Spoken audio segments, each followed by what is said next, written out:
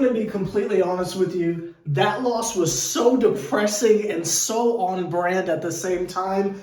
I got mad, grabbed my keys, walked over to my partner and said, yo, let's go to Taco Bell. And we drove to Taco Bell. We got some food. I got me the little black bean Crunchwrap Supreme. You feel me? Because the kid don't mess with meat like that.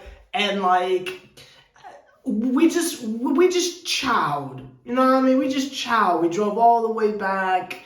We were able to find a decent parking space. Not that any of you care. I'm just telling you what we did as an alternative to me immediately covering this game. I willingly went out of my way to make sure this video uploaded at 2 o'clock in the morning because of that is how much I give a crap right now. I gotta be completely honest with you. That was such a depressing loss. I almost threw it all away. We got back, we sat down, we turned on some YouTube, and we just started like watching Avatar Last Airbender, like retrospectives as I sat there and ate.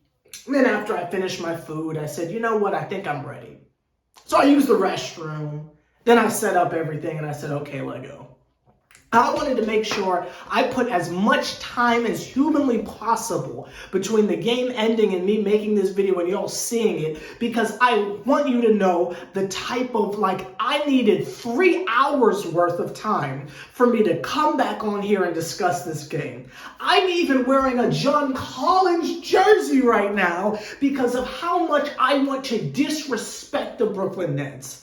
What a heartbreaking loss that has become just the norm around here. I really have to start celebrating wins in more of a positive light because they're such a rarity at this point. I should really be enjoying them more. I really will. I really will. I gotta be honest with you. Next time Kyrie plays and we win a game, I'm gonna be honest, I'm gonna be so positive. I'm not gonna address any of the negative. I'm just gonna enjoy it. Because we win games so rarely nowadays, it's like, man, we really need to celebrate the dub as a dub. Is this the D'Angelo Russell era? Are we just supposed to be happy that they're competitive and they fight and they get really close and we're almost there? Is this the bubble Nets where it's cute if we beat Milwaukee but we really don't stand a chance in the playoffs? Is that the type of realm and world we're living in at this point? Because we just lost back-to-back games to the Toronto Raptors.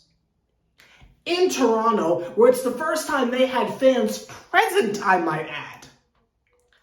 Present. I'm talking the homie St. Nick's present.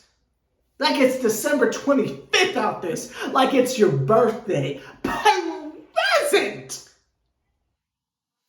Yo. Man. It was a close game. Very close game. We lost by a point. And I'd say up until 3 minutes left in the fourth quarter, I thought we were going to win. I mean, it was competitive and back and forth the whole game. As much as the Raptors wanted to foul us and throw us on the floor and smack us across the face, and as back and forth as the officiating goes, I mean, I'd say there were terrible calls on both sides. Some of the worst officiating I've ever seen in sports history. One of the worst officiated games I've ever seen in my life. And shout out to the refs and stuff. Like, I know their job is very difficult because no matter what you do, someone is going to be upset with you. Like, I understand the concept of that. It's like being a teacher or like an administrator or something like that. Like, someone's going to hate you. I totally get it. I understand it. As a YouTuber who's been on this platform almost 10 years at this point, I understand the concept of someone's going to hate you regardless what you do or say. Totally get that. Totally understand that. But bro, if you've got a reputation like Tony Brothers, like, my God, like your Joey Crawfords, your Scott Fosters, like, if you have a reputation, there is something to it. I feel like when you name a ref, you shouldn't even know. Like, if you say Violet Palmer, it's like, oh yeah, she's cool people, but it's like, okay, and there's nothing more to that. I feel like if you name the refs, a casual fan should collectively say, oh, that's cool. Anyway, what's going on with the game? Not that we don't care about the referees, but just from the simple standpoint of we came here to see the players. This isn't, yo, get your personality off type stuff. Like, shout out to the Steve Jabbies of the world, I guess. But I mean, like, we're here to see folks play sports. We don't care about the officials. I know that sounds very rude, and shout out to you if you are a referee and you're watching this. You have a very difficult job, and I appreciate all you're doing, but we're not here to see you. We're not here to see you. The game was back and forth. Kyrie didn't play. Drummond didn't play. The Nets are saying that it is not a serious injury, but they just wanted him to rest just in case. Again, what we're waiting for, I haven't the slightest idea. I feel like if you're even remotely capable of playing, go out there and play, because this whole thing of load managing to the playoffs, we might not make the playoffs, so let's try to get this stuff done now. But, that's neither here nor there. You don't want to rush it back. Sure, it is what it is. Still no Kevin Durant. Kyrie can't legally play. Ben Simmons is nowhere near to coming back. Joe Harris is probably getting a second surgery. It is the normal dojos of what happens with the Brooklyn Nets, especially this year in particular. And I swear, every time I experience a winning season where it's like something goes left and my team I'm supporting loses in the second round, I feel like in the moment I never enjoy it. I never enjoy it. You just never know how good you have it. And I believe last season is going to be yet another example of I witnessed an amazing season that maybe didn't go exactly how I wanted, but I didn't enjoy every moment of it. Because I swear every time I support a team, there's like an amazing season that ends in a second round exit and you're like, oh, we just got to get back there. And it's just total destruction and I mean, it could be worse. We could be Hawks fans, but you know what I mean? Like, I just feel like I should have enjoyed last year more. I bought enough Basquiat merch, so maybe that makes it okay. I don't know. I look back at last year so far. I feel like we never lost, and I just miss those days so much. Back when I was bored on camera, like, well, they won again. I really miss those days, but that's not here nor there.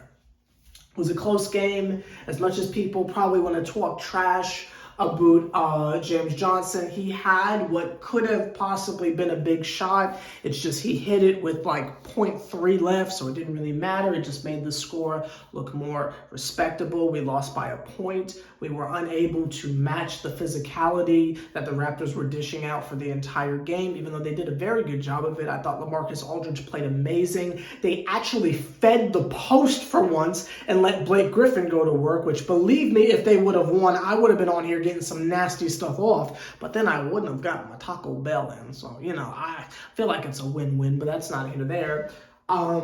Again, it's just incredible what happens if you let the players you have play their general style. You saw Cam Thomas, thank God he's not hurt. He was getting in his bag. Let him play how he plays. Patty Mills, let him be stand-in Joe Harris, especially how exhausted he is.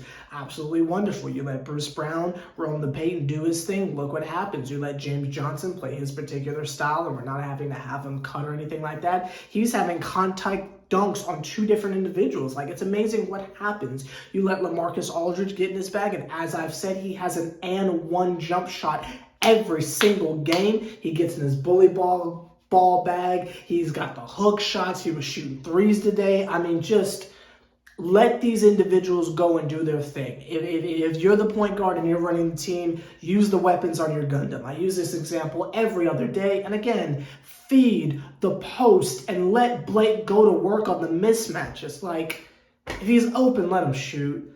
I am not mad at Seth Curry for taking that last shot. I would have liked it if he would have passed it to Aldridge, who was wide open down below off of, I don't think it was a pick and roll. I think it was just like a general cut. It wasn't like a backdoor cut. He just kind of like cut over in front of the basket, and all the defensive attention was on Seth Curry. I think he was just in a hot zone, and he had the hot hand, and he was like, well, I might as well, why not? And he put the James Brown Superman cape on. Didn't really have to do that. He could have passed it, but I'm not mad at him for taking the shot because of how well he played. This is 2 games in a row where he is just shooting the lights out. I know no one else seems to agree with me that he hasn't been amazing the whole time he's been here, but maybe our standards of three-point shooting is just really low because Joe Harris isn't here, and Patty Mills has been kind of off. But I don't think he's been amazing, but he's been really good in the last 2 games. So I will give him that.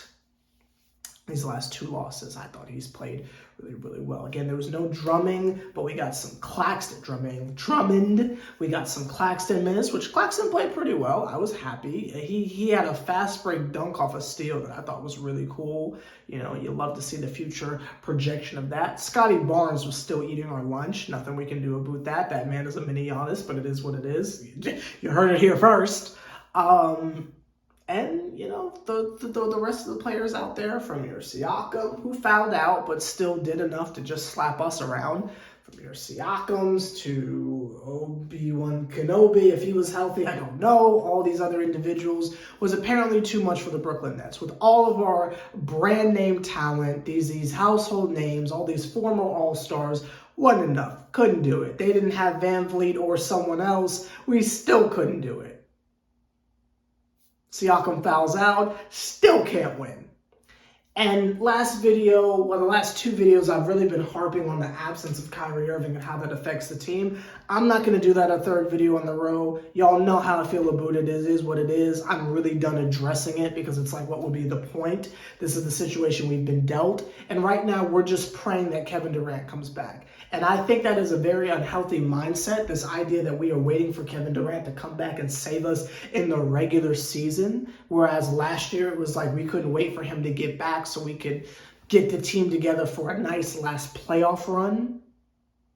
But instead, we're trying to save the season and make sure that we are in contention for remaining the 8th seed in the play-in tournament. For anyone who's wondering, the Hawks lost to the Celtics, even though Jaylen Brown got hurt, which, again, God, poor Celtics. I can't believe I'm saying that, but poor Celtics. But the Celtics are probably going to start free-falling from the Eastern Conference standings, so maybe we can bump up to 7 just by the default of the Celtics are losing games. But I mentioned the Hawks losing because they are the team that are directly under us. I made that joke last video, but I was being serious.